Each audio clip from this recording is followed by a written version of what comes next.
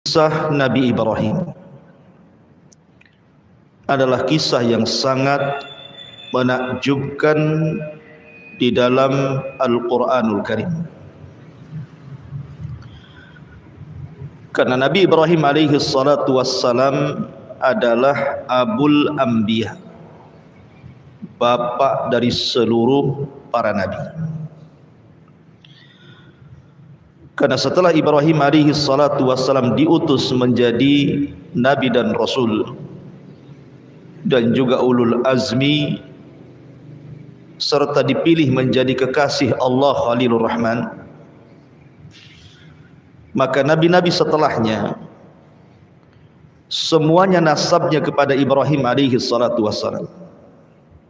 Tidak ada satupun nabi dan rasul setelah diutus Ibrahim alaihi salatu wassalam kecuali nasabnya sampai kepada Ibrahim. Dan itu dari dua jalur. Jalur pertama dari Ishak. Ishak memiliki putra namanya Yakub. Kemudian Yakub memiliki 12 putra. Dari keturunan 12 putranya disebut Bani Israel. Dan nabi-nabi Bani Israel itu bukan 1-2, ribuan. Makanya ketika Abi Dzar Al-Ghifari bertanya kepada Rasul tentang jumlah para nabi dan rasul, maka Nabi SAW menjawab bahwa jumlah nabi itu 124.000 nabi. Dalam riwayat 120.000 nabi. Dan jumlah rasul itu 315 rasul. Tetapi yang dikenal namanya dalam Al-Quran hanya 25 nabi dan rasul. Bukan berarti yang tidak kita kenal bukan nabi atau bukan rasul.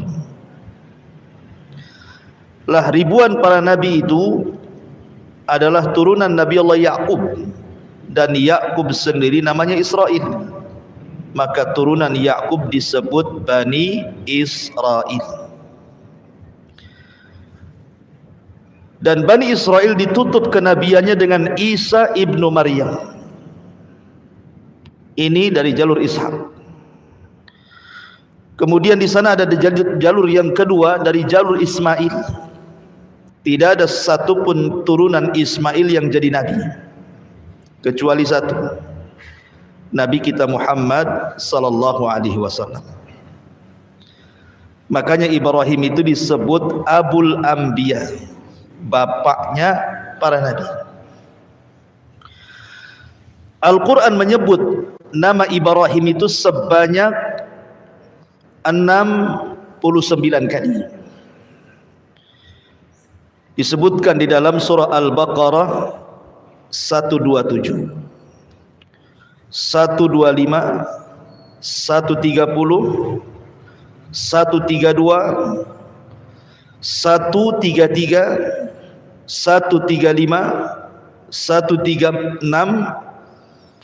Kemudian disebutkan dalam surah Al-Imran 95, 97. Kemudian juga di Al-Baqarah juga 257, 258, 360. Kemudian dalam surah An-Najm ayat 37, An-Nisa 54, kemudian juga Al-Ankabut 31, Al-Imran 65, As-Saffat 104, 109, kemudian surah Hud 69, Sad 45, Hud 74, dan begitu seterusnya. Intinya sebutan Ibrahim dalam Al-Quran itu sekitar 69 di semua ayat-ayat dalam Al-Quran tersebar. Menariknya adalah Ibrahim ini adalah nabi yang dicintai semua agama. Orang Yahudi mengakui Ibrahim itu nabi mereka. Orang Nasrani mengakui Ibrahim itu nabi mereka. Bahkan orang musyrik sekalipun mengakui bahwa Ibrahim adalah orang mulia mereka, termasuk orang Islam. Bahkan saking cintanya kita kepada Ibrahim, selalu kita sandingkan dengan Rasul dalam setiap tasyahud. Kalau antum salat, ada namanya salawat Ibrahimiyah. Allahumma salli ala Muhammad wa ala ali Muhammad kama sallaita ala Ibrahim wa ala ali Ibrahim. Tapi apakah pengklaiman itu benar? Al-Quran membantah. Maka Ibrahim Yahudiyan wala Nasraniyan walakin kana hanifan muslima wa ma kana minal musyrikin. Ibrahim bukan seorang Yahudi, Ibrahim bukan Nasrani, tapi Ibrahim adalah orang yang lurus akidahnya dan dia seorang muslim dan bukan orang-orang musyrik. Jadi Ibrahim itu muslim. Tidak benar pengklaiman orang-orang Yahudi bahwa Ibrahim itu adalah Nabi Yahudi. Tidak juga orang Nasrani mengklaim bahwa Ibrahim adalah Nabi Nasrani. Karena Ibrahim bukan Yahudi, Ibrahim bukan Nasrani, Ibrahim juga bukan musyrik, tapi Ibrahim itu hanifan muslima. Dia seorang muslim. Makanya Allah memerintahkan kita untuk mengikuti agama Ibrahim. Fattabi millata Ibrahim. Ikutilah agama Ibrahim. Karena itu adalah agama yang dibawa Nabi sallallahu alaihi wasallam. Dia adalah Abu Tauhid, bapaknya yang menegakkan tauhid. Ma'asyiral muslimin yang dimuliakan Allah Subhanahu wa taala. Kalimat Ibrahim, apa sih makna Ibrahim itu? Karena Ibrahim itu bukan bahasa Arab. Ibrahim itu bahasa Ibrani. Ada yang mengatakan Ibrahim itu artinya Abul Umam, bapaknya umat ini. Ada yang mengatakan Ibrahim itu Abu Rahim, bapaknya Ar-Rahim, yang memiliki kelembutan. Karena dia orang yang pertama menjamu tamu dalam sejarah. Ada juga yang mengatakan makna Ibrahim itu artinya Abu Ar-Rafi, Bapa yang maha tinggi. Kita mengenal Ibrahim memang tidak ada dalam Al-Quran atau Sunnah Nabi SAW. Sejarah Ibrahim itu, kapan waktunya, bagaimana beliau besarnya, itu tidak dijelaskan. Tapi kita akan coba merunut Al-Quranul Karim dengan berusaha untuk mengambil petikan-petikan tafsir. Coba kita runut bagaimana kisahnya Ibrahim biar menjadi sebuah kisah, biar enak gitu ya. Ma'asyiral muslimin yang dimuliakan Allah Subhanahu wa taala. Ibrahim ini memiliki ayah dalam Al-Qur'an namanya Azar. Sebagaimana disebutkan dalam surah Al-An'am, wa idz qala Ibrahimu li abihi Azar. Ketika Ibrahim berkata kepada ayahnya Azar. Quran menyebutnya bahwa ayah Ibrahim itu namanya Azar. Tapi dalam Taurat, nama Ibrahim, bapak Ibrahim itu namanya Tarah. Berbeda kalau Quran mengatakan Azar, kalau orang-orang Yahudi menyebutnya Tarah. Dan ada juga yang berusaha untuk menggabung bahwa nama ayahnya Azar, laqabnya Tarah.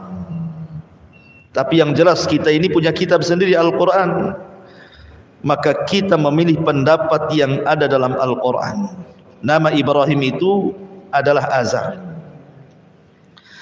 Azar sendiri punya 3 putra. Pertama Ibrahim, yang kedua Nahur, dan yang ketiga Haran. Haran inilah ayahanda Nabi Lut. Jadi Lut itu keponakan Ibrahim. Adapun istrinya Sarah bintu Haran, sama-sama Lut bin Haran, Sarah bintu Haran. Tentu Haran di sini berbeda. Kalau Lut itu putra daripada Haran yang merupakan saudara kandung Ibrahim, berarti jatuhnya keponakan Lut itu. Tapi kalau Sarah itu, dia adalah saudara Azar, bapaknya itu saudara Azar, berarti Ibrahim dengan Sarah itu sepupu. Jadi pahami ya? Jadi Sarah istri Ibrahim itu sepupunya Ibrahim. Kalau Nabi Lut keponakannya Ibrahim. Lah Nabi Allah Ibrahim alaihi salatu wassalam dibesarkan, bahkan dilahirkan di Irak, di Babil. Dan Babil saat itu dipimpin oleh seorang raja zalim namanya Namrud. Al-Imam Mujahid beliau mengatakan bahwa di dunia ini ada 4 raja yang pernah menguasai hampir sebagian dunia. Ingat, ini raja dunia ya, bukan seperti Firaun, raja Mesir saja, bukan. Kalau Firaun itu bukan raja dunia, dia Mesir saja. Jadi 4 raja ini hampir menguasai dunia. 2 mukmin, 2 kafir. Adapun yang mukmin kata Imam Mujahid, pertama adalah Nabi Allah Sulaiman. Kekuasaannya hampir menyeluruh dunia. Kemudian yang kedua Dzulqarnain yang disebut dalam surah Al-Kahfi. Ini mukmin. Yang 2 kafir. Siapa yang kafir? Yang pertama Namrud, yang nanti kita akan kisahkan juga. Kemudian yang kedua Bukhtun Nasr, yang pernah membumi hanguskan Palestina dan membantai orang-orang Yahudi di zaman itu. Lah Ibrahim ini hidup di zaman Namrud. Dan kalau antum mendengar kisah Namrud, dialah manusia yang pertama kali bekerja sama dengan syaitan, dengan iblis.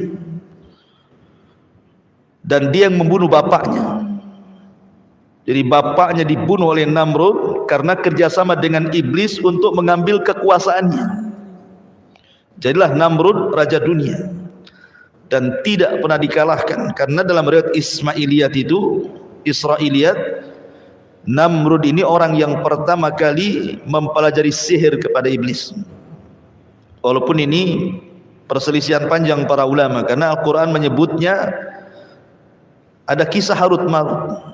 Tentu panjang lagi kisahnya dan banyak perselisihan ulama di sini. Ma'asyiral muslimin yang dimuliakan Allah Subhanahu wa taala. La Ibrahim dilahirkan di Babil, di Irak. Dan kala itu kaumnya adalah para penyembah berhala. Di antara mereka ada yang menyembah matahari. Di antara mereka ada yang menyembah bulan. Di antara mereka ada yang menyembah bintang-bintang. Di antara mereka ada yang menyembah patung-patung dan berhala. Bahkan di antara mereka ada yang menyembah Namrud, menyembah Raja Namrud. Jadi memang Ibrahim dilahirkan di tengah-tengah kesyirikan. Ya, dan itu tantangan Ibrahim. Akan tetapi ma'asyiral muslimin yang dimuliakan Allah Subhanahu wa taala, Nabi Allah Ibrahim ini walaupun dia terlahir di tengah-tengah umat yang berbagai macam sesembahannya, tapi Allah memberikan fitrah kepada Nabi, kepada Nabinya. Ibrahim dari kecil tidak pernah menyembah berhala. Padahal bapaknya pembuat berhala, penjual berhala, penyembah berhala. Tapi Ibrahim tidak pernah sama sekali menyembah berhala. Sama dengan Nabi tidak pernah menyembah berhala, supaya tidak ada cacat. Di kemudian hari setelah dia jadi nabi, kemudian ada kritikan, dulu kau juga nyembah berhala kan begitu ya. Ibrahim tidak nyembah berhala. Bahkan satu riwayat, Azar ini kan pembuat patung, dan patung yang dijualnya itu, dibuatnya itu untuk dijual dan untuk disembah kaumnya. Jadi Azar itu kalau sudah membuat patung, maka disuruhnya anak-anaknya yang 3 orang ini untuk menjual ke pasar. Haran dan juga Nahur itu kalau jualan patung laris mereka. Kalau Ibrahim tidak pernah satu patung pun ada yang beli, karena cara jualnya begini. Kalau Ibrahim menawarkan patung itu, ishtaru man la yadurrukum wa la yanfa'ukum, belilah patung ini yang tidak bisa mendatangkan manfaat dan tidak bisa mencegah madarat. Kira-kira ada yang beli? Itu bahasa jualannya Ibrahim itu.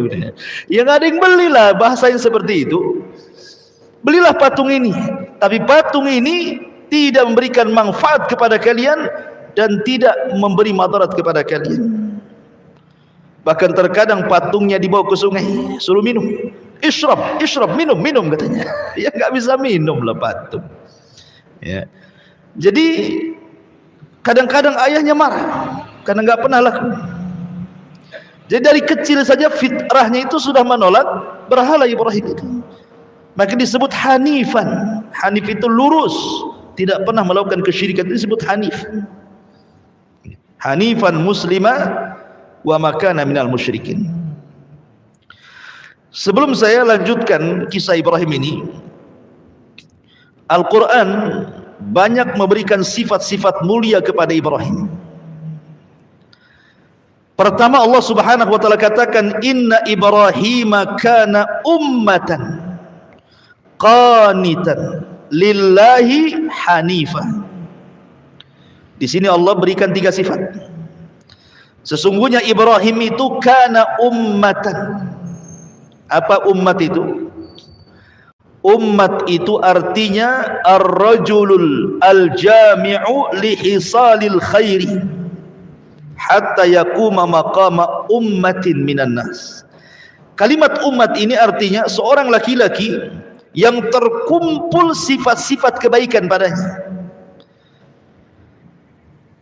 Dimana kalau cerita keimanan, dia orang yang paling beriman. Kalau cerita sedekah, dia orang yang paling sedekah. Kalau cerita zikir, dia orang yang paling zikir. Sebutkan apa saja kebaikan ada pada dia, seolah-olah dia mewakili umat dan pantas untuk dijadikan uswatun hasanah. Kemudian yang kedua, qanitan. Qanit itu artinya luzumut ta'ah, orang yang terus di atas ketaatan. Makanya nanti kita kalau menceritakan Ibrahim dari kecil sampai tua, semua cerita ibadah, semua cerita dakwah, karena dia luzumut ta'ah, di atas ketaatan. Hanifan artinya lurus, tidak pernah melakukan kesyirikan. Kemudian Allah Subhanahu wa taala mensifati Ibrahim dalam Al-Qur'an syakiran li an'ummi, hamba yang senantiasa bersyukur akan nikmat Allah Subhanahu wa taala. Kemudian Al-Qur'an juga mensifati dengan al-hilmu. Inna Ibrahim lahalimun awwabun munib. Ibrahim itu lahalim, orangnya lembut. Nanti kita lihat bagaimana dakwah dia ke orang tuanya, sangat lembut sekali, patut ditiru. Ya. Dan itu modal untuk berdakwah, kelembutan. Kemudian sakha, orangnya dermawan. Bayangkan Ibrahim itu punya peternakan unta. Untuk apa? Untuk dijual? Bukan. Ibrahim itu diberikan kekayaan oleh Allah Azza wa Jalla, dan dia punya peternakan unta. Peternakan unta itu hanya untuk menjamu tamu. Jadi kalau ada tamu, sembelih 1 unta. Ada tamu, sembelih 1 unta. Ada tamu, sembelih 1 unta.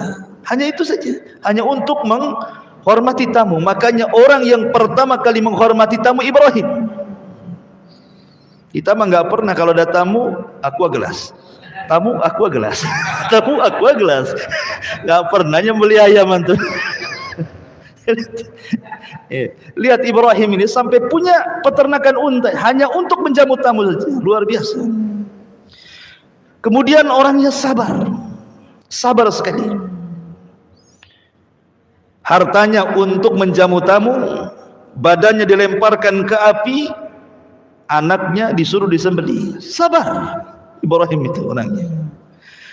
Kemudian riayatu li ahli, dia senantiasa memperhatikan keluarganya. Sesibuk apapun Ibrahim berdakwah kepada kaumnya, tidak pernah melupakan keluarganya. Makanya di dalam Al-Quran sering Ibrahim digambarkan bagaimana dia berdakwah kepada bapaknya. Ya abati, wahai ayahku, lima ta'bud ma la yasma wa la yubsir. Kenapa kau sembah zat yang tidak mendengar, tidak melihat? Bahkan Ibrahim pernah berdoa kepada Allah, wajnubni wa baniya an na'budal asnam. Ya Allah, jauhkan aku dan seluruh anak turunanku jangan sampai ada yang menyembah berhala. Jadi memperhatikan keluarganya. Dan itu harusnya punya perhatian bagi kita. Yang pertama kali diperhatikan kepada keluarga, ajari mereka tauhid. Jangan melakukan kesyirikan. Karena umumnya kalau antum pulang ke kampung, keluarga di kampung itu mungkin kurang ilmu, tidak sampai hidayah kepada mereka, ya, masih suka datang ke dukun kan itu ya. Kemudian tangkal-tangkal, jimat-jimat, kemudian tradisi-tradisi yang berbau syirik kan itu ya. Dakwahi mereka. Kemudian juga Ibrahim itu syuja'ah, punya keberanian. Bayangkan dihancurkan patung-patung Namrud itu. Namrud itu raja dunia. Ya. Kok bisa dihancurkan patung-patungnya? Kan kalau nggak berani nggak akan mampu tuh. Dia masuk ke daerah khusus di istana, tempat Namrud nyembah berhalanya, dihancurkan berhalanya. Kalau nggak punya keberanian nggak akan bisa. Ya, nanti kita jelaskan dan kita kisahkan. Dan Ibrahim disebut memiliki salamatul qalbi, sebagaimana Allah mengatakan idja'a rabbahu biqalbin salim. Ibrahim itu hatinya betul-betul jernih dan sifat-sifatnya banyak lagi. Makanya wajar kalau seandainya Allah mengatakan innallaha astafa Adama wa Nuha wa ala Ibrahima wa ala Imrana 'alal alamin. Sungguhnya Allah telah pilih pertama Adam karena dia bapak manusia. Kemudian Nuh karena dia rasul pertama. Kemudian Ibrahim karena dia bapaknya para nabi. Kemudian keluarga Imran karena dia imamnya Baitul Maqdis. Inilah orang-orang yang dipilih dalam Al-Quran itu. Ya. Jadi Ibrahim itu salah satu orang yang dipilih oleh Allah Azza wa Jalla. Ma'asyiral muslimin yang dimuliakan Allah Subhanahu wa taala. Adapun di masa remajanya, bagaimana kisah Ibrahim di masa remaja? Ibrahim ini ketika diangkat oleh Allah Subhanahu wa taala menjadi nabi dan rasul setelah dewasa, maka yang pertama kali dakwah adalah keluarga. Dan itu disebutkan dalam surah Maryam ayat 41 sampai 48, detail di situ. Allah mengatakan wadhkur fil kitabi Ibrahim innahu kana siddiqan nabiyya. Ceritakanlah wahai Muhammad kisah Ibrahim di dalam Al-Quran. Sesungguhnya dia adalah seorang yang sangat membenarkan. Maksudnya seorang nabi. Idh qala li abi, ketika dia berdakwah kepada ayahnya, ya abati lima ta'budu ma la yasma wa la yubsir wa la yughni anka syai'a. Lihat bagaimana panggilan Ibrahim kepada ayahnya, padahal ayahnya kafir. Ibrahim tidak memanggil namanya ya Azar, tidak, wahai ayahku, wahai ayahku, tidak pernah memanggil nama. Makanya Hasan Al-Basri mengatakan siapapun anak yang memanggil nama orang tuanya berarti anak itu telah durhaka. Panggil dengan panggilan yang lembut, ya abati, wahai ayah, wahai ayahandaku. Mengapa engkau menyembah sesuatu yang tidak mendengar, tidak melihat, tidak dapat menolong kamu sedikit pun. Ya abati inni qad ja'ani minal ilmi ma lam ya'tik fattabi'ni ahdika siratan sawiyah. Wahai ayahku, sesungguhnya telah sampai kepadaku sebagian ilmu yang tidak diberikan kepadamu, ikuti aku, niscaya aku akan menunjukkan kepadamu jalan yang lurus. Ya abati la ta'budi syaitan, inna syaitana kana lirrahmani isiya. Wahai ayahku, jangan kau sembah syaitan. Maksudnya apa? Kau nyembah syaitan? Maksudnya jangan mengikuti syaitan gitu, yang menjerumuskan orang kepada kesyirikan. Karena setan itu adalah makhluk yang durhaka kepada Allah. Ya abati teruslah di kalimatnya, wahai ayahandaku, wahai ayahandaku. Tapi lihat ayahnya kepada Ibrahim. Dia mengatakan, ya Ibrahim, qala aragibun anta an alihati ya Ibrahim. Lihat, ayahnya tidak mengatakan apa? Wahai anakku. Tidak. Ya. Dia mengatakan, wahai Ibrahim, bencikah kau kepada Tuhan-Tuhanku? Azar tidak mengatakan, wahai anakku, bencikah kau kepada Tuhan-Tuhanku? Tidak. Tapi menyebut namanya. Menunjukkan orang kafir itu keras hatinya, tidak punya kelembutan. Orang kafir itu keras hatinya. Makanya tidak menyebut wahai anakku kan itu. Harusnya kan Ibrahim sudah, bagaimana dia lembutnya kepada ayahnya kan, wahai ayahku. Ayahnya tidak mengatakan wahai anakku, tidak. Hei Ibrahim. Beda. Berarti ini sudah kasar ayahnya. Tapi Ibrahim tetap lembut. Ya. Bahkan ketika ayahnya mengatakan, la illam tantahi la arjumannaka wahjurni maliya. Kata bapaknya, hai Ibrahim, kalau seandainya kau tidak berhenti dari dakwahmu, pasti engkau akan kurajam. Kemudian aku akan tinggalkan dirimu, pergi kau selama-lamanya. Diusir, bahkan diancam raja. Tapi Ibrahim tetap lembut kepada ayahnya. Qala salamun alayka sa'astaghfiru laka rabbi innahu kana bi khafiyya. Ibrahim mengatakan, semoga keselamatan dilimpahkan kepadamu wahai ayahku, aku akan tetap memohonkan ampun bagimu kepada Tuhanku, sesungguhnya dia sangat baik kepadaku. Walaupun ayahnya keras hati, Ibrahim tetap lembut. Harusnya seperti itu seorang anak kepada orang tua. Terkadang antum diuji oleh orang tua yang memang awam kan itu ya, tidak punya pendidikan agama. Terkadang ngomong itu kasar. Yang diceritakan dunia saja. Nggak ngirim duit marah dia. Kan itu ya. Dimakinya anaknya, dikutuknya anaknya kan itu ya. Tak jarang orang tua seperti itu. Tetapi ayat ini mengajarkan kita selaku anak yang sudah dapat hidayah, tidak boleh kita ini kasar dengan orang tua. Tetap kita lembut. Lihat Ibrahim.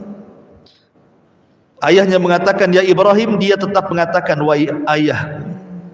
Ayahnya mengusir dia, tetap dia mengatakan semoga Allah berikan keselamatan bagimu. Bahkan disebutkan dalam sebuah hadis yang dikeluarkan Imam Bukhari,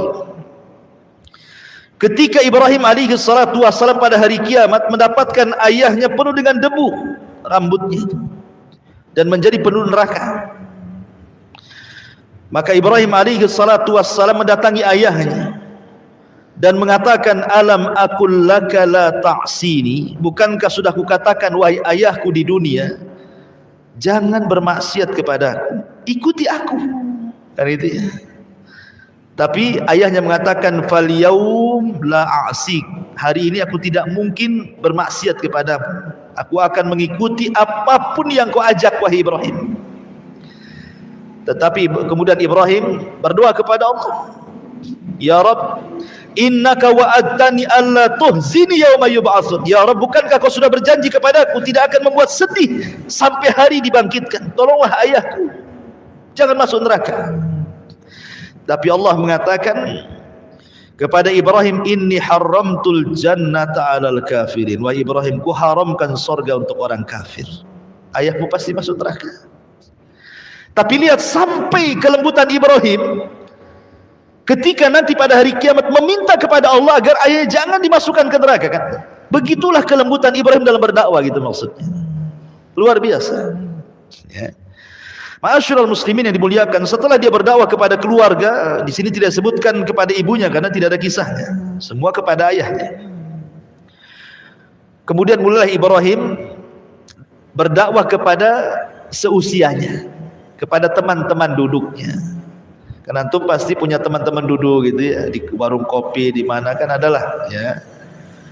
Mulailah Ibrahim itu datang ke mereka, mulai berdakwah. Dan itu disebutkan dalam surah Al-An'am, wa kadzalika nuriya Ibrahim malakutas samawati wal ard waliyakuna minal muqinin.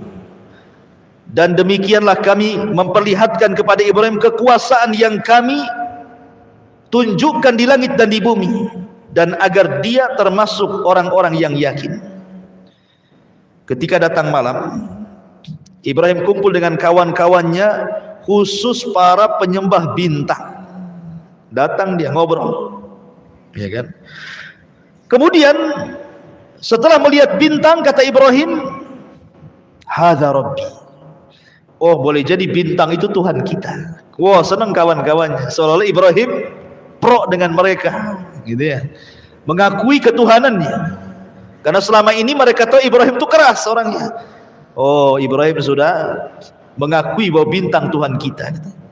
Terus Ibrahim ngobrol sampai pagi. Tiba-tiba bintangnya hilang. Apa kata Ibrahim? Qala la uhibbul afilin. Aku tidak suka Tuhan yang suka tenggelam, suka muncul, katanya. Kok Tuhan kadang-kadang tenggelam, kadang-kadang muncul? Ini Tuhan apa, katanya? Enggak jadi, kecewa lah kawan-kawannya ini. Ya. Kemudian besoknya dia datang lagi ke orang-orang seusia dia, khusus para penyembah matahari, para penyembah bulan. Ngomong gitu juga. Ketika melihat bulan, oh jangan-jangan itu Tuhan kita semua. Ini umat yang nyembah bulan senang. Oh, Ibrahim sudah tobat, mengakui bulan itu Tuhan kita, katanya. Terus Ibrahim ngobrol sampai pagi. Tiba-tiba bulannya hilang juga. Apa kata Ibrahim? Falamma afala qala la illam yahdini rabbi la akunanna minal qaumidz zalim. Aku tidak suka lah Tuhan ini, kadang muncul, kadang tenggelam. Sungguh jika Tuhanku tidak memberikan petunjuk kepadaku, niscaya aku termasuk orang-orang sesat. Sama juga bulan dengan bintang, muncul lagi tenggelam lagi, muncul lagi tenggelam lagi. Tuhan apa ini, katanya. Kemudian setelah itu Ibrahim datang kepada umat khusus para penyembah matahari. Kemudian setelah melihat matahari, dia sedang ngobrol-ngobrol dengan para penyembah matahari, dia mengatakan, hadza rabbi hadza akbar. Oh, mungkin ini Tuhan yang benar, lebih besar dibandingkan matahari, bulan dan juga bintang. Ini lebih besar, jangan-jangan ini Tuhan kita. Oh, senang para penyembah matahari itu. Rupanya Ibrahim terus ngobrol sampai sore, matahari pun tenggelam. Gimana Tuhan ini semuanya muncul tenggelam katanya. Maka Ibrahim mengatakan, qala ya qaumi inni bari'um mimma tusyriku. Wahai kaumku, aku berlepas diri dari kalian, dari kesyirikan yang kalian lakukan. Aku tidak akan nyembah Tuhan yang kalian sembah. Ibrahim seperti ini bukan berarti Ibrahim sedang cari Tuhan. Ibrahim ini konteksnya sedang berdakwah. Dia tahu Tuhannya Allah, tapi dia ingin berhujah kepada orang-orang yang menyembah bintang, menyembah bulan dan menyembah matahari, bahwa yang kalian sembah itu tidak benar, gitu maksudnya. Makanya Ibrahim masuk ke wilayah mereka, masuk ke wilayah sini, masuk ke wilayah sini, maksudnya kan, seolah-olah Ibrahim itu bagian dari mereka, untuk berhujah kepada mereka bahwa bintang, bulan, matahari itu bukan Tuhan. Makanya Allah mengatakan dalam surah Fussilat ayat 37, wa min ayatihil lailu wan nahar wasyamsu wal qamar la tasjudu lisyamsi wala lil qamar wasjudu lillahilladzi khalaqahunna in kuntum iyyahu ta'budun. Dan dari tanda-tanda kuasa Allah ada malam, ada siang, ada matahari, ada bulan. Jangan kalian sembah matahari, jangan kalian sembah bulan, sembahlah Allah yang menciptakan itu semuanya kalau kalian betul-betul beribadah kepada Allah. Selesai berdakwah kepada yang seusianya, mulailah Ibrahim berdakwah kepada kaum secara keseluruhan, kaum Kaldania. Allah Subhanahu wa taala berfirman dalam surah Al-Ankabut 16 sampai 18. Wa Ibrahim idh qala liqaumihi u'budullaha wattaquh dzalikum khairul lakum in kuntum ta'lamun innama ta'buduna min dunillah awthanan wa takhluquna ifkan innal ladzina ta'buduna min dunillah la yamlikuna lakum rizqan fabtaghu indallahi rizq wa'buduhu washkuru lahu ilaihi turja'un wa in tukadzibu faqad kadzdzaba umamum min qablikum wa ma 'alar rasuli illal balagul mubin. Dan ingatlah ketika Ibrahim berkata kepada kaumnya, sembahlah Allah, bertakwalah kalian kepada Allah, yang demikian itu lebih baik bagi kalian.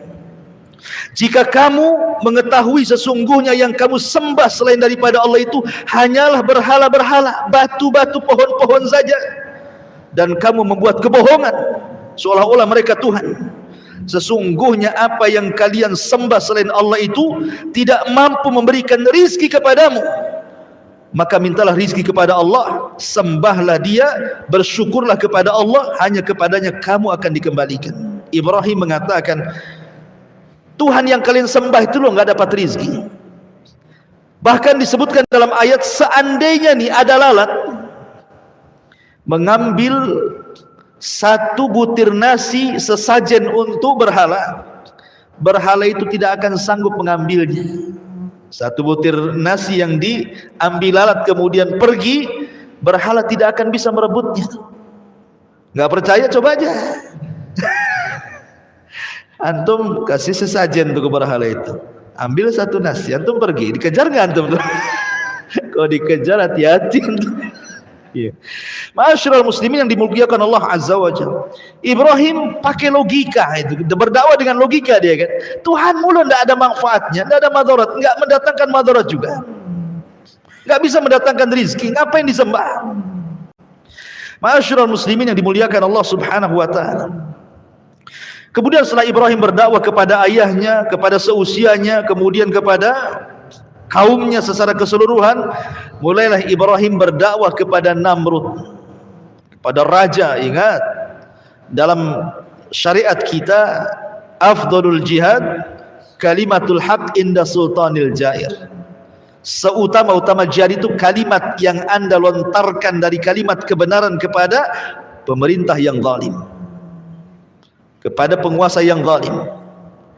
Karena kalau kita menyampaikan kebenaran kepada penguasa yang zalim itu risikonya besar, bisa ditangkap, dipenjara, dibunuh, kan gitu ya. Tetapi tentu dengan cara yang bijak. Tidak boleh menasihati pemerintah di hadapan panggung, di medsos, nggak boleh. Ya, itu akidah ahli sunnah. Tapi menasihati secara sembunyi-sembunyi kebenaran itu memang berat. Kalau tersinggung antum bisa kena pasal karet kan itu. Masuk antum, dimasukkan ke penjara. Terkadang dihilangkan antum itu. Jadi Ibrahim ini betul-betul berdakwah kepada Namrud. Ketika Namrud ini membuat acara kerajaan, mungkin kalau di negeri kita ini Agustusan lah kan itu. Karena kan dulu kan sistem kerajaan kan itu. Apa kata Namrud? Dibuatlah pesta besar di lapangan. Istana kosong, ada semua ke lapangan, tumpah ruah di lapangan. Kata Ibrahim, tallahi, bersumpah dia, demi Allah, la akidanna asnamakum ba'da an tuwallu mudbirin.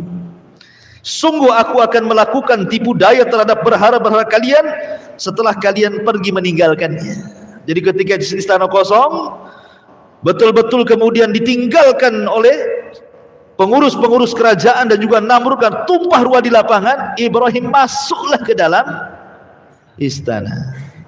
Padahal sebelumnya Ibrahim ini pura-pura sakit, bapaknya ngajak, Ibrahim ayo, ada acara tuh. Apa kata Ibrahim? Saya sedang sakit pak, katanya. Inni maridtu, saya sedang sakit. Padahal Ibrahim sehat. Ini dusta pertama Ibrahim. Ibrahim itu pernah berdusta 3 kali. Sebab itulah dia tidak bisa berikan syafaat, karena dusta 3 kali ini. Tapi dusta bukan dusta kayak kita. Kalau dusta kayak kita beda gitu. Antum jualan, itu antum dusta di situ. Ini dustanya untuk dakwah. Maka kata ayahnya, ayo pergi. Kata Ibrahim, dah aku lagi sakit. Akhirnya pergi, tahu-tahu sembuh. Masuklah dia ke dalam istana. Faja'alahum judzadan illa kabiran lahum. Maka Ibrahim menghancurkan semua berhala dalam ruangan itu, kecuali satu patung yang besar, dibiarkan tidak dihancurkan. Kemudian palunya diletakkan di lehernya. Ibrahim keluar. Ya, zaman itu kan nggak ada CCTV masalahnya, kan nggak tahu siapa yang melakukan, ya kan?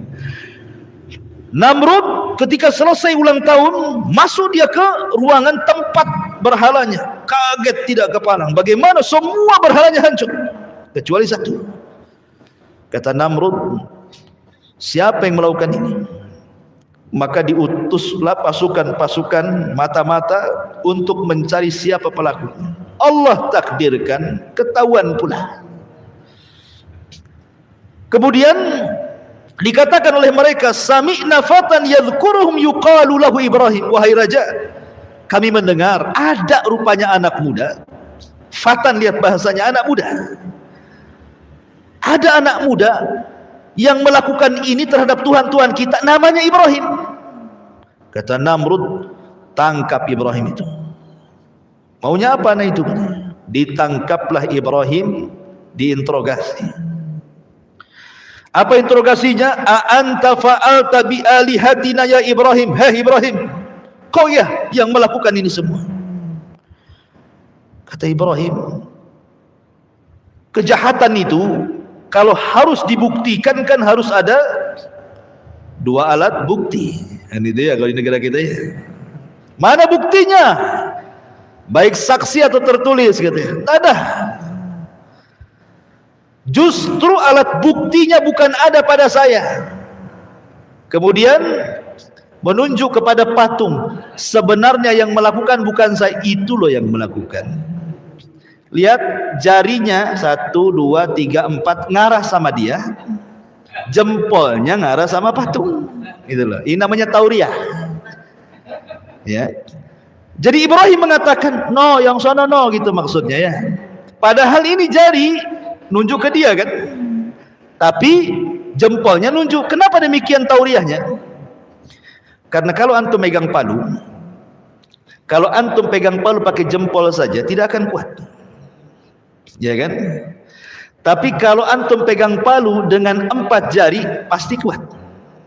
Itu kan, paham ya? Sebenarnya yang melakukan itu ini loh, jari-jari 4 ini ya. Tapi jempolnya ditunjukkan ke patung, gitu maksudnya. Itulah patungnya. Buktinya, alat buktinya ada di situ. Tuh palunya gantung di situ, gitu maksudnya.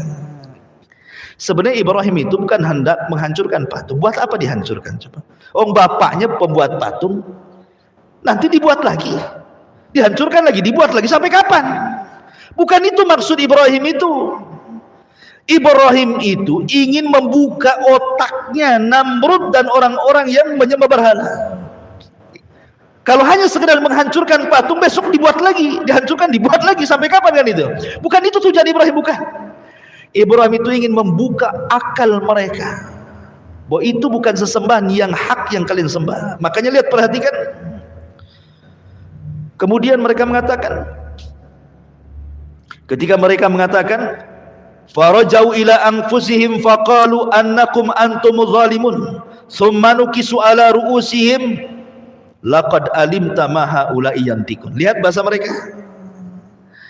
Maka mereka kembali kepada diri-diri mereka. Ketika Ibrahim menunjuk bahwa yang melakukan itu patung yang besar itu, maka mereka kembali kepada diri mereka sendiri, mulai sadar.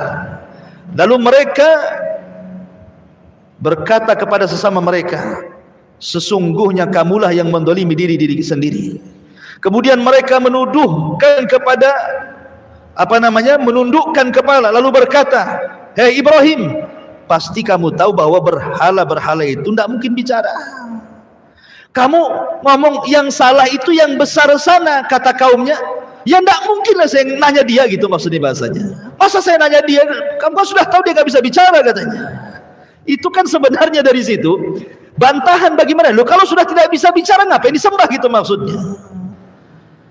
Akhirnya qala Ibrahim mengatakan, afata'buduna min dunillahi ma la yanfa'ukum syai'an wa la yadurrukum. Uffil lakum wa lima ta'buduna min dunillahi afala ta'qilun. Kata Ibrahim, mengapa kamu menyembah sesuatu selain Allah yang tidak dapat memberi manfaat sedikit pun ataupun mendatangkan madarat? Celaka kalian. Dan apa yang kalian sembah selain daripada Allah, mana akal kalian? Kata Ibrahim. Ketika hujah mereka kalah, maka mereka tidak bisa berhujah kecuali dengan cara lain. Mereka tidak bisa berhujah lagi di hadapan Ibrahim. Ketika mereka tidak bisa hujah, apa kata mereka?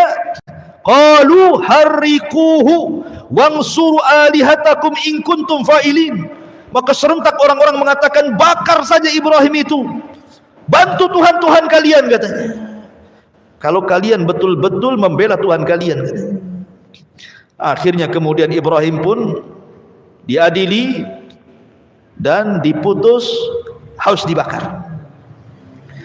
Akhirnya semua manusia dikumpulkan dalam satu lapangan, dan Raja Namrud meminta semua pasukan mencari kayu bakar.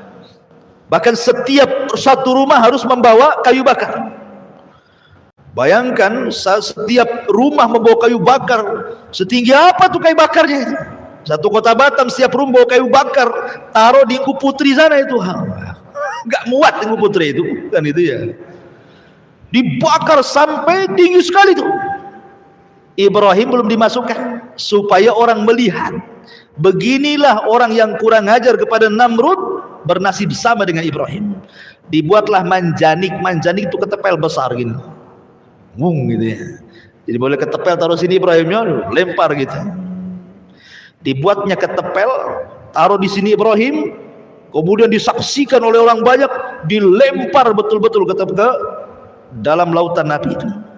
Di tengah-tengah antara ketepel dan api itu datang malaikat. Malaikat menawarkan pertolongannya. Jibril, Mikail, semua. Bahkan Mikail menawarkan hujan biar padam tuh api itu. Tapi Ibrahim alaihi salatu wassalam mengajarkan tawakal yang kuat dan mengatakan, amma ilaika fala wa amma ilallahi fabala. Kata Ibrahim, adapun saya harus meminta pertolongan kepada kalian, oh tidak. Tapi kalau kalian suruh meminta pertolongan kepada Allah, ya. Maka Ibrahim mengatakan, hasbunallah wa ni'mal wakil, ni'mal maula wa ni'man nasir. Cukuplah Allah penolong. Ketika Ibrahim masuk ke dalam api, semua binatang datang meniup supaya padam, kecuali satu binatang, tokek pula datang niup-niup supaya gede. Si tokek ini, semua binatang itu niup supaya padam, si tokek ini niup supaya besar. Makanya Nabi SAW memerintahkan untuk membunuh wazak, ya tokek dan sejenisnya lah ya, cicak, tokek, bahkan berpahala tuh. Sekali pukul mati pahalanya besar, ya. 2 kali pukul kurang pahalanya, 3 kali pukul kurang, dipukul-pukul gak mati-mati. Berarti cicak-cicakan itu. La haula wala quwwata illa billah. Makanya kenapa cicak itu sunahkan dibunuh. Apakah kemudian cicak sekarang ini menerima kesalahan tokek di zaman Nabi Ibrahim? Gara-gara tokek moyang saya gitu, saya yang kena imbasnya dibunuh. Nggak ada kaitan. Ya, memang itu perintah. Ya. Ketika Nabi SAW memerintahkan sesuatu untuk dibunuh, berarti memang ada madaratnya. Seperti kenapa Rasul memerintahkan untuk membunuh tikus. Memang tikus itu fawasik, binatang fasik, suka nyuri. Ya. Kalau jengking, ular suruh dibunuh, karena memang binatang yang membahayakan. Ini ular pula dirawat sama orang. Kan ada tuh orang lawat ular yang gede-gede itu, tidur pula sama ular dia. Banyak kejadian lah, orang rawat ular dipatuk ular pula dia mati. Ya. Dulu ada perempuan tuh nari ular. Kena patuk mati dia. Gitu ya. Jadi memang suruh dibunuh kok malah dirawat pula.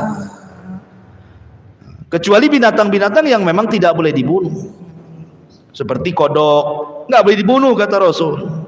Karena kodok ini salah satunya adalah dia untuk membunuh hama-hama padi. Kalau dibunuh, padinya banyak ini kan. Ada pula sate kodok. Kodok tuh nggak boleh dibunuh. Kalau antum ingin sate kodok nggak apa-apa, makan hidup-hidup, keluar hidup-hidup. Nggak bisa kan? Nggak boleh dibunuh kodok itu. Biarkan dia hidup, dilarang. Tawon nggak boleh dibunuh. Saya pernah ke Banyuwangi, suruh makan. Sekali, Pak, makan Pak. Ini apa ini? Sayur tawon. Nggak jadi saya. Kok sayur tawon? Rupanya orang itu di sayur asam tawon itu. La haula wala quwwata illa billah. Nggak boleh tawon dibunuh.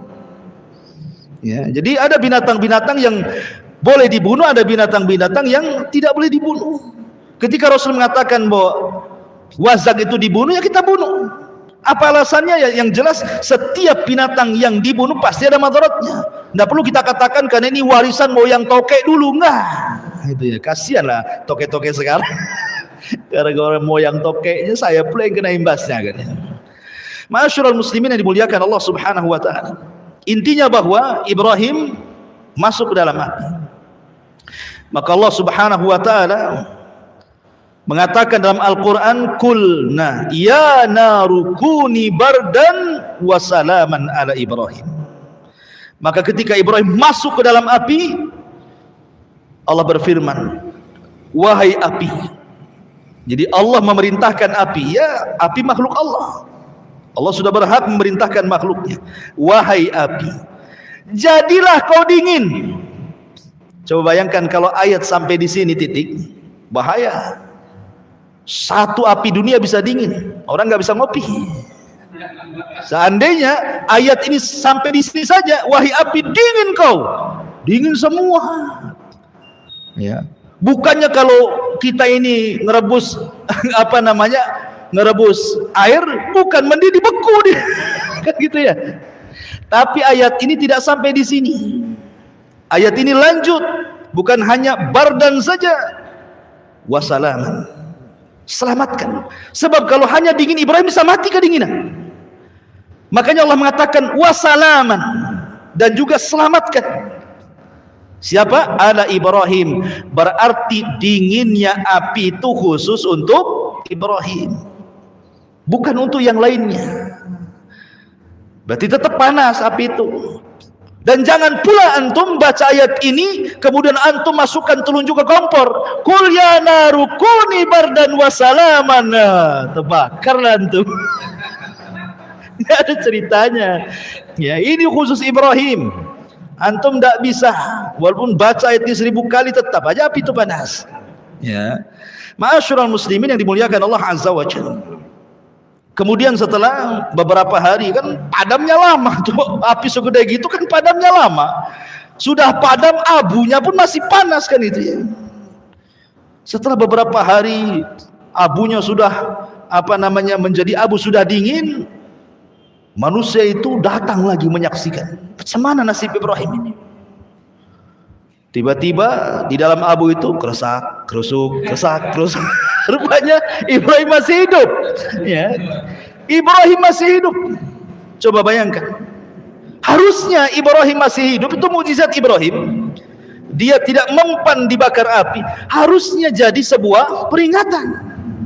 Makanya Namrud, dia mengatakan kepada iblis, karena kan ada kerjasama tuh Namrud dengan iblis tuh. Yang ngajarkan sihir Namrud itu iblis. Dalam Israiliyat diceritakan seperti itu.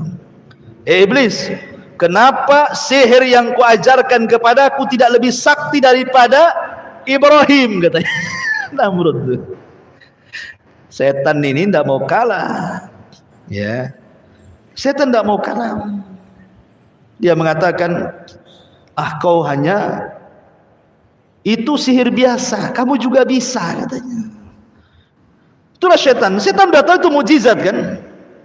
Tapi supaya Namrud tetap menyembah dia, dia meyakinkan kepada Namrud, Itu biasa itu.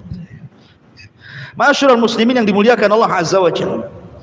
Lah dari peristiwa inilah Ibrahim alaihi salatu wassalam sudah tidak kuat lagi berdakwah di daerah Kaldaniun, di Babil, di Irak, tidak bisa ini, harus hijrah. Dari situ maka Ibrahim mulailah melakukan hijrah pertama.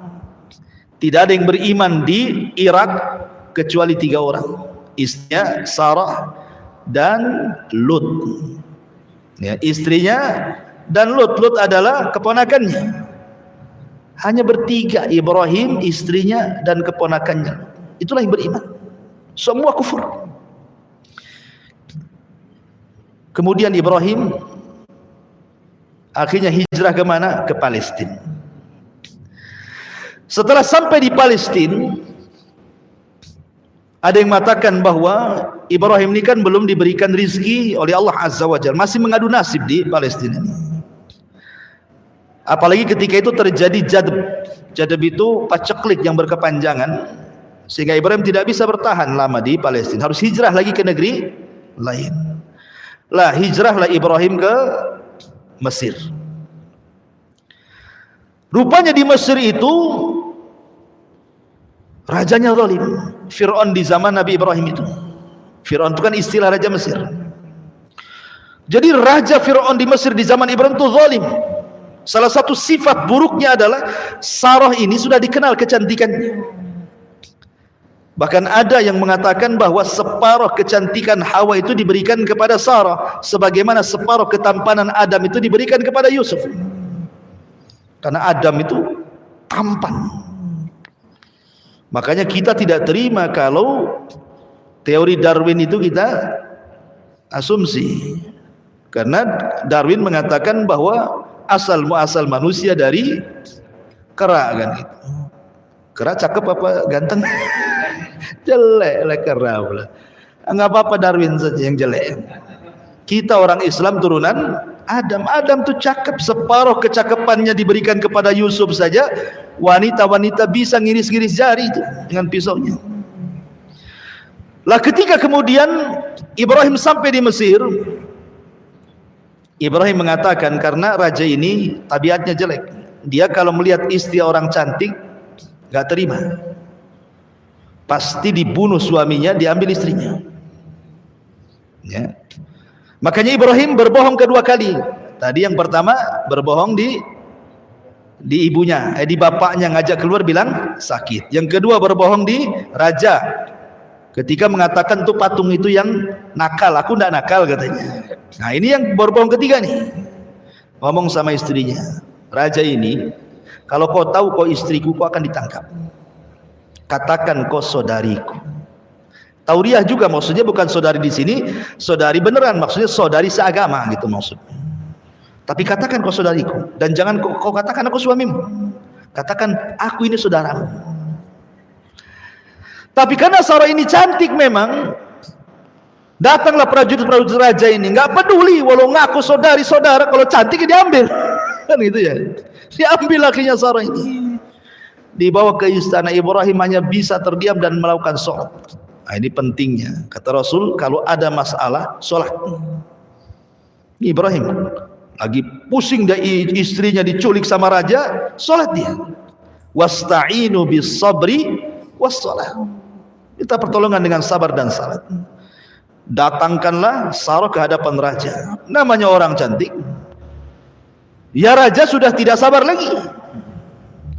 Ketika raja ini hendak menjamah Siti Sarah ini, sebutkan dalam sebuah hadis bahwa Sarah berdoa kepada Allah Azza wa Jalla. Dalam doanya Sarah mengatakan, ya Allah, lindungi aku, tahanlah kezalimannya kepadaku. Tiba-tiba ketika raja hendak mendekati Sarah, kayak orang setruk, gak bisa digerakkan tangannya. Kemudian raja mengatakan, berdoalah kau kepada Allah agar tanganku tidak seperti ini. Akhirnya Sarah berdoa, dibalikin lagi tangannya, sehat lagi. Setelah sehat, mau lagi dia. Itulah kadang-kadang maksiat kan ya. Kadang-kadang kita udah tobat nggak mau lagi, Balik lagi ke maksiat itu, kan gitu ya. Itulah setan tuh. Ya. Mau jamah lagi, Sarah berdoa lagi, setruk lagi dia. Sampai 3 kali raja ini ketakutan. Dipanggilnya para prajurit yang nangkap Sarah ini. Apa kata raja? Hei, sini kamu. Kusuruh kalian bawa orang, kau bawa setan pula ke sini, katanya. Ketakutan raja itu. Kusuruh kalian bawa orang, kalian bawa setan pula ke sini, katanya. Karena ketakutan raja, suruh nyingkir Sarah ini. Sebagai imbalannya dikasihlah Hajar. Hajar itu anak raja. Perang kalah, jadi tawanan Raja Fir'aun ini. Maka kemudian kata sang raja, ambillah nih Hajar, bawa ke sana, bawa bersama, mau pergi sana. Akhirnya Sarah pun pergi membawa budak pemberian daripada sang raja zalim. Ketika kemudian berjumpa dengan Ibrahim, Ibrahim sedang sholat. Begitulah keajaiban sholat. Ya. Ma'asyiral muslimin yang dimuliakan Allah, akhirnya karena tidak mungkin dilanjutkan di Mesir, balik lagi Ibrahim ke mana? Ke Palestina. Lah Ibrahim ini ikhwatu fiddin muliakan Allah Subhanahu wa taala. Usianya sudah lanjut. Setiap hari dia berdoa kepada Allah Subhanahu wa taala, Rabbi habli minas salihin. Ya Allah, anugerahkan kepadaku anak yang saleh. Tapi tidak kunjung dikasih. Karena sudah tua, istrinya sudah nenek-nenek, bahkan dikatakan mandul.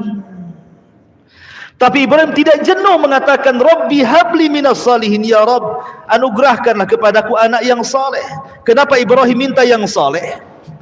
Karena kalau anak itu saleh menjadi qurratu a'yun, menjadi penyejuk mata orang tua. Tapi kalau anak jahat, terkadang orang tua ini keceplosan ngomong, nak, baiknya kau mati saja lah. Ngapain? Kalau tahu kau kayak gini, ngapain ku lahirkan dirimu? Bagus waktu bayi ku cekik kau, katanya. Kan gitu ya. Ada orang tua yang saking kesalnya sama orang tua, sama anak itu, sampai ngomongnya aneh-aneh itu. Udah tahu gini ku cekik, mati kau, katanya. Karena enggak soleh. Sumpah hati orang tua. Makanya Ibrahim itu minta anak yang soleh. Kita juga sama. Doa kita kepada anak-anak itu, ya Allah, jadikan anak kita yang soleh, jadikan, supaya anak itu menjadi penyejuk mata, gitu maksudnya. Tapi Allah Subhanahu wa taala tidak kunjung memberi. Akhirnya kemudian Hajar ini, Sarah ini, cobalah mencari solusi. Karena dia tahu bahwa suaminya kepengen punya keturunan, apalagi suaminya seorang nabi, harus ada keturunan, kan gitu.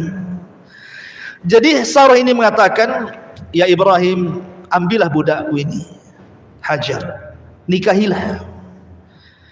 Akhirnya kemudian Ibrahim pun menikahi Hajar dan menggaulinya. Kemudian Allah takdirkan Hajar hamil. Oh, rupanya perlu dipancing. Antum kalau sudah menikah lama, tidak punya anak, dipancing poligami. Biar punya anak. Ya. Ma'asyiral muslimin yang dimuliakan Allah Azza wa Jalla. Kemudian ini kalau udah dipancing kok istri kedua tak punya anak lagi, poligami lagi. Sampai kapan dan balik gitu ya. Taib. Akhirnya kemudian setelah punya anak nih Ismail, maka Ibrahim ini nampak namanya udah tua, tiba-tiba dikaruniai anak. Kan luar biasa kecintaannya kepada Ismail. Namanya cinta kepada anak, tidak mungkin pula tidak cinta sama ibunya. Tentu ya cinta juga sama ibunya. Inilah yang membuat cemburu Sarah. Tetapi Allah Subhanahu wa taala apabila menghendaki sesuatu pasti menghidupkan sebabnya, kan? Memang harus ada sebabnya. Hajar ini harus pindah dari situ. Kan tidak mungkin langsung, ayo Hajar kita berangkat ke Mekah, kan enggak gitu. Harus dibuat sebabnya dulu, skenarionya dulu, kan? Jadi Sarah ini mulai cemburu karena Ibrahim ini selalu mendekati Ismail. Otomatis yang mendekati Ismail dekati ibunya juga lah, kan gitu. Jadi terkadang Sarah itu mencari-cari Ibrahim ke sana kemari, nggak ada. Oh, pasti dia sama Sarah. Saking cemburunya akhirnya dia memanggil Hajar. Kemudian oleh Sarah, Hajar itu bajunya diikat tali, kemudian ujung talinya diikat batu. Jadi kalau kemana-mana kan batu ini diseret-seret, kan tahu tuh Mungkin kalau bahasa sekarang ini dikasih GPS lah. Cuman kan pakai batu GPS. Jadi tahu nih, ini ada bekas jalan batu nih. Oh, di situ kan, itu maksudnya. Saking cemburunya tuh. Begitulah orang dulu. Sama juga, antum kok cemburu sama antum, hati-hati, handphone antum ada GPS-nya itu. Bang, di mana bang? Batu Haji. Nagoya kata. Masalah ini. Masyarul muslimin yang dimuliakan Allah Azza wa Ta'ala. Kemudian akhirnya Allah Subhanahu wa taala merintahkan Ibrahim untuk memisah Hajar dan Sarah. Di sinilah mulai hikmah kenapa terjadi seperti ini. Kemudian Allah mengarahkan agar Ibrahim membawa Hajar dan juga Ismail bayi untuk pergi ke Mekah. Mekah itu bukan kayak sekarang mentereng, tidak. Mekah itu disebutkan dalam Al-Quran biwadin ghairi di zar'in inda baitikal muharram. Kau bawa Hajar ke sebuah lembah yang isinya hanya batu, padang pasir, tidak ada pohon, tidak ada tanaman, tidak ada makanan, tidak ada minuman, bahkan tidak ada orang. Jadi penghuninya cuma satu, dia ajalah Hajar itu sama bayinya Ismail. Dibawalah Ibrahim, bahkan dari Palestina ke Mekah ini jauh. Kalau zaman dulu naik unta itu 1 bulan perjalanan tuh. Dan di situ ada syarat. Ibrahim hanya meletakkan gitu saja, dan tidak boleh tinggal walaupun beberapa hari. Letak pulang. Bayangkan, diletakkan langsung pulang. Ketika pulang ada syarat lagi, tidak boleh nengok ke belakang, tidak boleh menjawab panggilan, pergi gitu saja.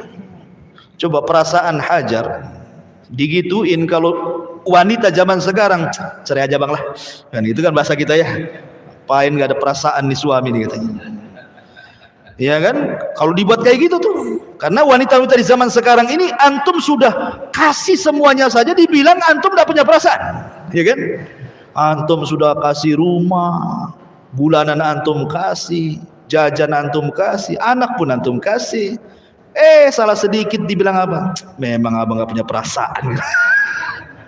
Itu ya kan, istrinya nggak berakal itu. Ya. Jadi ketika betul-betul diletakkan di gurun itu, Ibrahim bilang pergi. Ya Hajar, naluri perempuan, dia memanggil suaminya. Ya Ibrahim, ilaina tadhhab. Ibrahim mau pergi kemana? Kau tinggalkan kami di sini. Tapi Ibrahim kan sudah dibilang sama Allah, jangan nengok ke belakang, jangan jawab pertanyaan, pergi saja dia. Seolah-olah nggak punya salah kan gitu ya. Tapi itu perintah Allah. Hajar ini paham, yang namanya dia suami seorang Nabi, seorang Rasul, paham bahwa ini bukan kehendak suaminya. Dia tahu tabiat suaminya nggak kayak gitu. Pasti ini adalah perintah Allah ini. Ketika Hajar paham ini perintah Allah, apa kata Hajar? Kalau memang ini perintah Allah, idhab ya Ibrahim, falan yudayyi'unallah, kata dia. Pergi sana, aku yakin Allah tidak mungkin menyia-nyiakan aku di sini. Tawakalnya patut kita acungkan jempol. Tidak ada orang tawakal setawakal Hajar. Ditinggalkan di lembah, tidak ada orang, tidak ada tanaman, tidak ada tumbuhan, tidak ada makanan, tidak ada minuman. Antum saja safar ke Tanjung Pinang, hilang dompet, apa enggak stres antum? Udah kayak kiamat tuh kan, hilang tawakalnya. Baru dompet tuh yang hilang. Padahal dompetnya itu cuman isinya 200.000. Iya Ustaz, itu 200.000. ATM tuh ratusan ribu. Masyarul muslimin yang dimuliakan Allah Azza wa Jalla. Akhirnya Ibrahim pun pergi. Setelah Ibrahim jauh dan Sarah tidak bisa memandang dia lagi, baru Ibrahim berhenti. Baru Ibrahim menghadap Sarah dan anak yang ditinggalkan. Disitulah Ibrahim berdoa. Ya, sebutkan dalam surah Al-Imran, panjang itu doanya.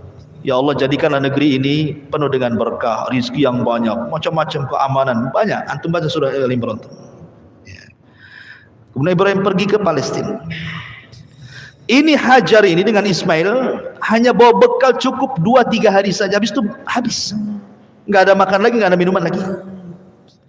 Ketika sudah 2 atau 3 hari, Ismail ini menangis karena haus, namanya bayi. Dan seorang ibu yang menyusui pun harus dia minum, harus ada nutrisinya kan masuk, supaya air susunya keluar kan itu. Terpaksalah dia mencari air. Lari dia ke bukit Sofa. Ada bukit Sofa. Dilihatlah dari bukit Sofa ke bawah. Kan orang kalau cari air kan cari ketinggian. Ya kan? Naik ke atas bukit tengok ada air enggak? Oh, rupanya ada bayang-bayang Fata Morgana di arah Marwah. Akhirnya dia lari ke Marwah. Nengok lagi ke arah Sofa. Bolak-balik sampai 7 kali putaran. Makanya jadi syariat sa'i dalam umrah atau dalam haji. Ketika ke-7 kalinya dia mendengar Ismail menangis, khawatir, maka dia langsung mendekati. Rupanya Jibril sudah berdiri di kakinya Ismail. Kemudian Jibril menendangkan kaki kecil yang Ismail ini ke tanah. Ketika ditendangkan ke tanah, keluar air. Saking senangnya nih Hajar ini melihat ada air muncrat dari tanah, langsung dia membuat bendungan. Zam. Nah, jadilah air itu Zam-Zam. Zam-Zam itu membendung artinya. Ambil tanah satu, jadi bendungan. Zam. Nah, jadi Zam-Zam lah sekarang. Ya, sampai sekarang air itu jadi air Zam-Zam. Ya. Ma'asyiral muslimin yang dimuliakan Allah Azza wa Jalla. Setelah kemudian ada air, kemudian bisa minum di situ, bayinya bisa minum, nggak ada makanan, nggak mungkin minum terus, harus makan juga orang. Karena sudah nampak air, datang burung. Ketika burung-burung datang ingin minum disitulah, itulah sebagai tanda bagi musafir. Ada suku Jurhum yang mereka kehabisan minuman, haus di tengah padang pasir, mencari air, nggak dapat. Rupanya dia lihat burung. Oh, di situ ada air. Kalau ada burung pasti ada air. Maka suku Jurhum ini, suku Yaman ini, mendatangi burung itu, ternyata memang ada air. Di situ ada seorang wanita dengan bayinya. Ini suku Jurhum kalau mau jahat bisa dibunuh Hajar itu. Untuk ngambil air kan gampang saja, cuma wanita saja. Tapi suku Jurhum itu ada dari kabilah Yaman. Dan Rasul mengatakan untuk ahli Yaman, ahlul Yaman itu araqul qulub, lembut hatinya orang Yaman itu. Ya. Makanya kemudian akhirnya minta baik-baik. Boleh nggak saya minum dari airmu? Kata Hajar boleh, tapi barter dengan makanan. Nah, disitulah dia bisa makan. Maka terjadilah barter minuman dan makanan. Akhirnya Allah jamin, betul kata Hajar, kalau memang ini perintah Allah, idzan lan yudayyi'unallah. Inilah kata-katanya terbukti. Ya kan? Kalau memang ini perintah Allah, wahai Ibrahim, pergi kau sana. Allah yakin tidak mungkin menyia-nyiakan saya di sini. Makanya nggak disia-siakan. Datang dengan sebab itu dapat makanan. Sehingga suku Jurhum itu akhirnya menjadi tempat singgah suku Jurhum di situ. Kalau dia safar ke sana kemari, singgahnya di situ. Lama-lama kemudian suku Jurhum ini meminta kepada Hajar, boleh nggak kami tinggal di sini? Berapalah satu kaplingnya. Akhirnya diizinkan tinggal 1 tenda, 2 tenda, 4 tenda, 7 tenda, 100 tenda. Jadilah kampung kabilah Jurhum di situ. Disinilah Ismail ketika mulai sudah bicara, maka dia belajar bahasa Arab kepada suku Jurhum. Dan dia orang yang paling fasih dibandingkan Jurhum itu sendiri bahasa Arabnya. Makanya Ismail disebut musta'rib. Arab itu terbagi 3. Ada al-Arabul Badiyah, ada al-Arabul Baqiyah, ada al-Arabul Musta'rab. Arabul Badiyah sudah musnah, itu kaum Ad, hilang sudah di zaman Nabi Hud. Ya. Nabi Soleh, kaum Samud itu hilang semua itu, tidak ada turunannya. Kemudian Arabul Baqiyah itulah dari Qahtan. Dari Qahtan. Kemudian ada Musta'rab. Musta'rab inilah orang Arab, orang bukan Arab tapi pasti berbahasa Arab. Itulah Ismail. Ya.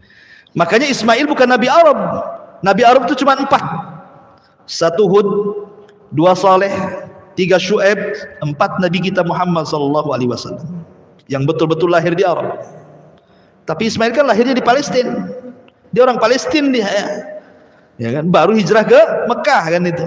Belajar bahasa Arab kepada suku Jurhum, akhirnya pandai bahasa Arab dan menikah dengan suku itu. Ya, dengan suku Jurhum, dan punya anak sampai turunnya kepada Rasulullah. Jadi Arab dulu itu yang menguasai Jurhum sebelum perang dengan suku lain namanya Khuza'ah. Suku Jurhum ini masih mengikuti agama Ibrahim dan Ismail, mentauhidkan Allah, karena Ismail berdakwah kepada mereka jadi muwahhidun, orang-orang yang bertauhid. Dijajahlah sama Khuza'ah, kalah Jurhum ini. Karena ditakut kalau seandainya Zamzam dikuasai mereka, ditimbun pula Zamzam sama suku Jurhum. Ketika mereka balik ke Yaman dikuasai Khuza'ah, maka Zamzam hilang. Baru diketemukan di zaman Abdul Muttalib. Dialah yang menemukan Zamzam yang dipendam Jurhum itu. Ya, kita kembali ke kisah. Jadi setelah Ismail kemudian bergaul dengan suku Jurhum, kemudian juga sudah dewasa, Allah mengatakan dalam Al-Quran, falamma balagha ma'ahu sa'ya. Ketika Ibrahim usianya sudah sampai sa'ya. Sa'ya itu artinya sudah bisa diajak bicara, yang mengatakan usianya sudah antara 10 sampai 15 tahun. Ya sudah remaja ya.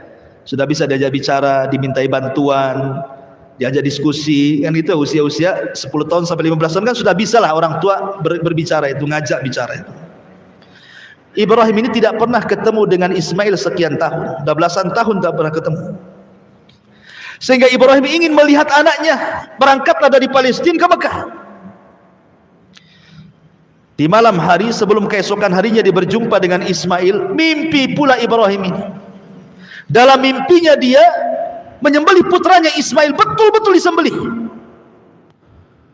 Ibrahim pun ketika terbangun dia termenung. Bagaimana tidak?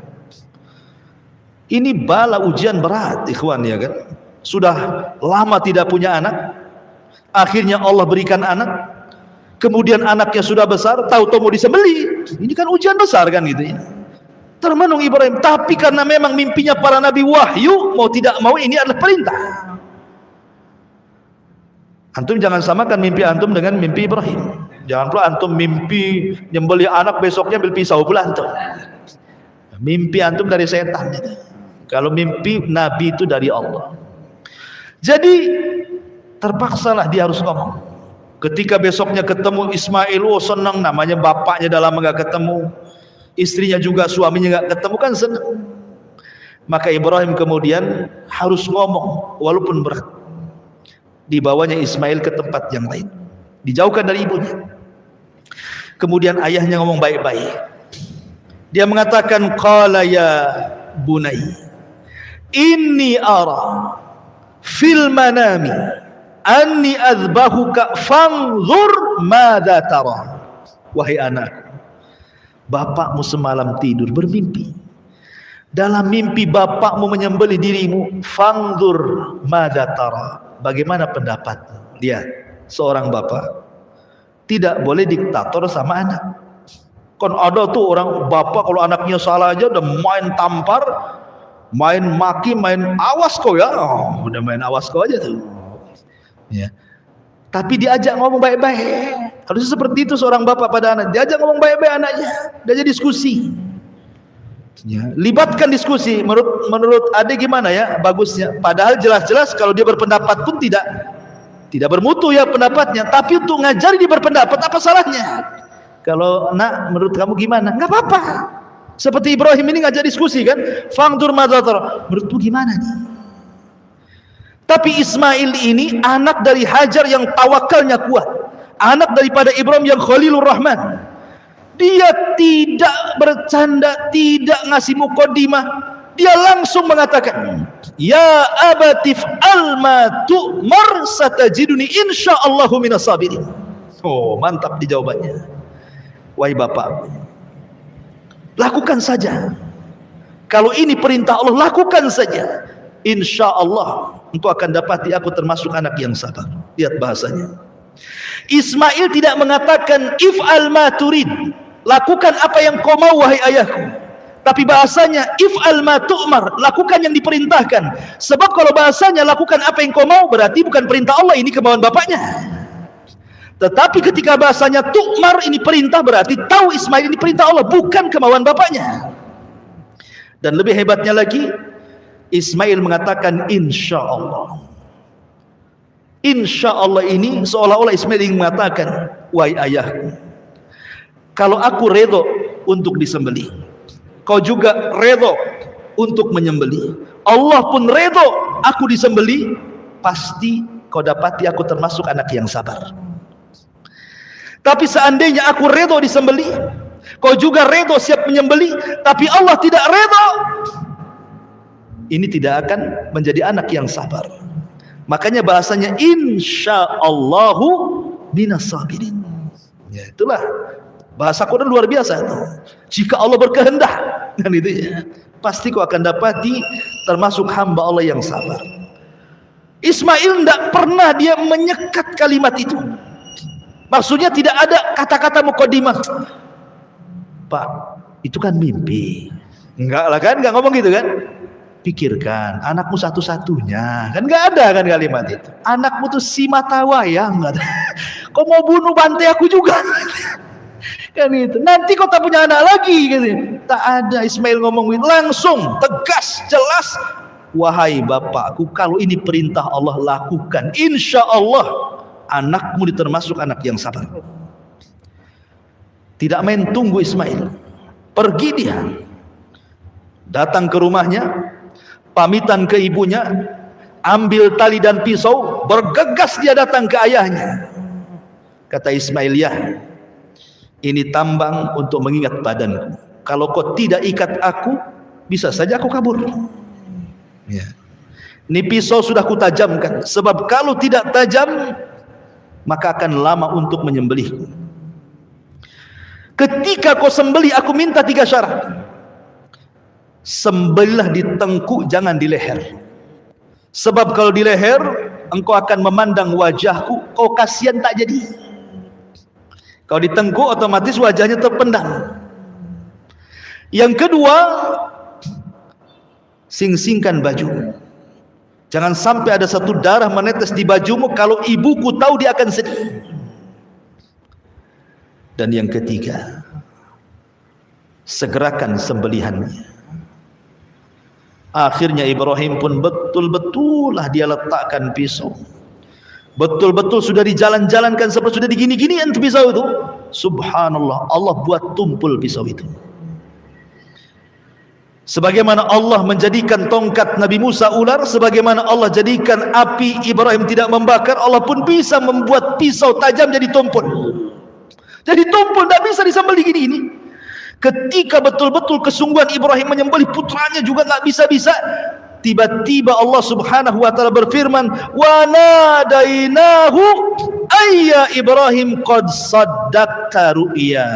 Tiba-tiba dari langit ada panggilan dari Allah, Ibrahim, engkau sudah membenarkan mimpimu. Seolah-olah apa? Engkau sudah lulus ujian. Kau sudah lulus ujian. Kenapa Ibrahim sampai melakukan seperti ini coba? Dan kenapa Allah pula memberikan bala seperti ini? Kenapa ujiannya nggak yang lain saja? Kenapa harus menyembelih gitu ya? Kan banyak ujian, kenapa harus ini maksudnya? Ibrahim itu diuji oleh Allah Subhanahu wa taala soal kecintaan. Karena biasanya ketika orang cinta kepada Allah, contoh nih antum ketika belum ada pekerjaan, oh rajinlah antum ke pengajian, ramailah pengajian itu.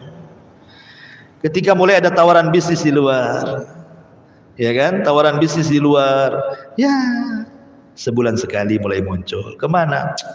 Ada oplet sebelah sana. Mulai kan itu. Ketika Ibrahim ini cinta dengan Allah, tiba-tiba ada anak. Dikhawatirkan kecintaan Ibrahim kepada anaknya mengalahkan kecintaan dia kepada Allah. Jadi Allah ingin menguji, apakah cintamu masih tulus kepadaku ataukah sudah berpaling ke lain hati kepada anakmu. Soalnya seperti itu. Tapi dengan Ibrahim sungguh-sungguh menyembelih putranya, ingin melenyapkan putranya supaya kecintaannya hanya kepada Allah, maka Allah sudah yakin Ibrahim tidak mungkin memberikan kecintaannya kecuali kepada Allah. Sejak itulah disematkan kalimat Khalilur Rahman. Khalil itu kekasih, dia lebih tinggi dibandingkan al-hub. Hub itu cinta, khullah itu cinta lebih daripada khullah. Namanya ada Habib, ada Khalil. Khalil itu di atasnya Habib. Dia kecintaan yang murni kepada Allah Subhanahu wa taala. Itu alasannya. Makanya Allah mengatakan innaka dzalika nuzil muhsinin. Begitulah kami akan membalas dengan balasan yang baik. Karena ini ujian berat. Makanya Allah sampai memberikan taukid penguat dalam ayatnya, inna hadza lahuwa al-bala'ul mubin. Lihat, Allah sampai membuat 3 penekanan. Inna, sesungguhnya. Kalimat sesungguhnya kan penekanan tuh. Inna. Hadza, ini. Lah adalah taukid lagi. 3 penguat dalam ayat ini. Sesungguhnya, ini benar-benar, sungguh-sungguh ujian yang berat bagi Ibrahim. Memang ujian berat, tapi Ibrahim lulus. Lulus dia, predikat kaum Lut. Lulus. Ya. Makanya karena kelulusannya itulah Allah mengatakan wa fadainahu bidzibhin azim. Allah turunkan kambing dari surga. Kata Abdullah ibn Abbas, warnanya putih dan gemuk dan bertanduk. Jadi kalau antum cari korban yang gemuk, yang bertanduk, yang putih. Tapi kalau Rasul suka warnanya amlah, putih, ada campuran hitam. Kalau kambingnya Ibrahim putih semua, ya kan? Kalau korban tuh cari yang gemuk. Kalau yang gemuk pasti mahal. Makanya kalau ingin korban sudah nabung hari ini untuk tahun depan. Jangan udah dekat-dekat korban sibuk cari utangan. Pasti dapat kurus itu, nggak dapat gemuk. Gitu ya. Jadi kalau antum betul mau korban ya tabung dari sekarang kan itu ya. Untuk tahun depan pasti dapat gemuk, dapat jantan, dapat warna yang bagus. Karena kalau mahal itu semua ada kan itu ya. Kalau murah antum mau cari yang mana? Kadang-kadang udah jelas-jelas bawa 5 juta, ada pula harga 3 juta, yang 2 juta dimasukkan lagi. Udah ini aja katanya, murah katanya. Kita sedang bermuamalah dengan Allah, ikhwan, bukan bermuamalah dengan orang. Karena kurban ini yang sampai kepada Allah bukan daging, bukan darah, tapi takwanya kita kepada Allah. Langsung cerita. Lanjut cerita, kemudian Ibrahim menyembeli domba itu. Makanya Allah mengatakan dalam ayat yang lain, wa taraknahu lil akhirin, dan cerita Ibrahim ini akan menjadi sebuah cerita bagi orang-orang setelahnya. Makanya setiap datang kurban pasti cerita Ibrahim, karena akan menjadi cerita bagi orang-orang setelahnya. Setelah itu maka Ibrahim pun balik lagi ke Palestina. Kemudian setelah itu meninggallah Sarah. Ketika meninggal Sarah, dia balik ke Mekah, kemudian membangun Ka'bah bersama Ismail dan tinggal di Mekah. Bahkan ketika meninggal Hajar, dia menikah lagi. Ya. Sampai akhirnya ketika Ismail alaihi salam sudah tua, beliau menikah dengan salah satu wanita Jurhum. Masalahnya akhlaknya jelek wanita yang pertama ini. Ketika Ibrahim ingin tahu istrinya seperti apa, dia datang ke rumahnya. Asik ngeluh saja istrinya itu. Karena suka ngeluh istrinya tidak tahu kalau itu ayahnya Ismail. Karena tidak pernah tahu kan mukanya. Dan istrinya pun tidak tahu itu ayahnya. Ibrahim hanya ingin menguji tentang kesabaran istrinya. Tapi istri pertama Ismail itu banyak ngeluh. Ya. Dan sifatnya perempuan kan ngeluh ya, biasanya. Akhirnya kata Ibrahim, sampaikan kepada suamimu, ghayyir atabatababik, ganti tangga yang menuju rumah depan, itu saja. Pergi dia. Datang Ismail, cerita istrinya, bang, tadi ada orang tua begini, tahu-tahu dia berwasiat kepadamu, ghayyir atabatababik, suruh ganti tangga menuju tempat depan rumahmu. Kata Ismail, oh kamu tidak paham, itu ayahku, berarti dia menyuruh aku untuk menceraikan kamu. Ceraikan istri pertama. Ketika para pembesar Jurhum mengetahui bahwa Ismail ini menceraikan istrinya karena buruk akhlaknya, maka para pembesar itu kan banyak anak-anak perempuan ditawarkan. Sudah nikah dengan anak saya aja, menikah dengan anak saya saja. Dapatlah istri kedua yang sangat baik sekali. Tapi Ibrahim masih tetap ingin nguji. Dia datang. Kemudian istrinya dilihatnya baik sekali. Enggak ada keluhan sama sekali. Kemudian dihidangkan makanan dan minuman, kambing dan juga air zam-zam. Maka setelah itu Ibrahim makan daging kambing, minum air zam-zam. Kata Ibrahim, Allahumma barik lakuma fi syarabikuma wa ta'amikuma. Ya Allah, berkahi makanan keduanya dan minuman keduanya. Sejak Ibrahim mendoakan daging kambing dan juga air zam-zam, sejak itulah kambing dan zam-zam menjadi berkah sampai hari ini. Makanya orang Mekah walaupun makan kambing gak akan kolesterol, gak akan darah tinggi, gak akan kumat asam uratnya, gak akan. Ya, karena didoakan Ibrahim. Ya kan, kambingnya itu didoakan. Makanya dulu zaman Nabi kambing itu makanan pokok. Makanya sampai sekarang orang Arab itu makan kambing pagi, siang, sore, malam. Gak kayak kita. Walaupun 1 bulan ya tetap aja kayak gitu. Coba antum beli kambing di Tamiang, pagi antum kambing, siang antum kambing, malam antum kambing, sebulan saja mungkin antum yang diantar ke Tamiang. Beli kambing di Tamiang, antum pula diantar ke Tamiang, ke kuburan Tamiang sana. Ini bahaya ikhwan. Ya. Jadi itulah bedanya kambing sana berkah. Lah Ibrahim mendoakan makanan yang ada di Mekah, Rasul mendoakan makanan yang ada di Madinah. Madinah dulu makanan pokoknya kurma. Maka Rasul mendoakan keberkahan 2 kali lipat makanan Madinah dibandingkan Mekah. Makanya kurma Madinah itu kurma yang luar biasa, disebut dengan ajwa. Semua kurma Madinah disebut ajwa, kan dapat doa Nabi. Siapa yang makan 7 butir ajwa di pagi hari nggak akan kena sihir, nggak akan racun sampai sore hari, kan begitu. Jadi sama-sama didoakan. Kalau makan Mekah didoakan Ibrahim, makanan Bali didoakan Rasulullah. Itulah diantara sejarah singkat Nabi Allah Ibrahim alaihi salatu wassalam. Wallahu a'lam bishawab. Mudah-mudahan kajian tentang Nabi Allah Ibrahim tadinya dibuat 2 pertemuan, tapi dengan singkat kita bisa menyelesaikan. Mudah-mudahan ada ibrah dan pelajaran. Subhanakallah bihamdika asyhadu an la ilaha illa anta astaghfiruka wa atubu ilaik. Allahu ta'ala. Assalamualaikum warahmatullahi wabarakatuh.